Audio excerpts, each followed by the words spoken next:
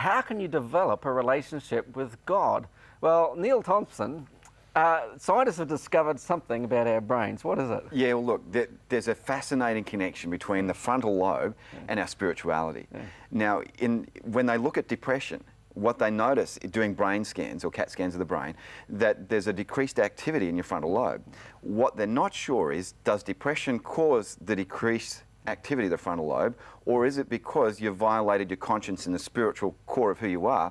Does that actually lead to a decreased frontal lobe activity, leading then to depression? Oh, and the same scientists went and studied nuns, and they hooked them up when they were having their prayers and discovered it was the same frontal lobe area that's being fired up with your spiritual exercises. That's right. Oh, okay. So spiritual activity fires this part of our brain up. So if you really want to start beating depression, this is why Neil Nedley, as the core of his program, focuses on spiritual discipline kind of activity. So he'll get people reading inspirational literature like Psalms or something like that. He'll get them listening to great music, inspiring music, because that fires up that part of the brain and actually then leads to increased recovery of people with depression. Oh, this is marvellous to think about. You know, the Holy Bible, the entire story of Scripture is the story of redemption, and how that wherever we are, no matter how dark it may be, there's a possibility that light is just around the corner. You know, it might be in your life that it's snowing when it should be summer.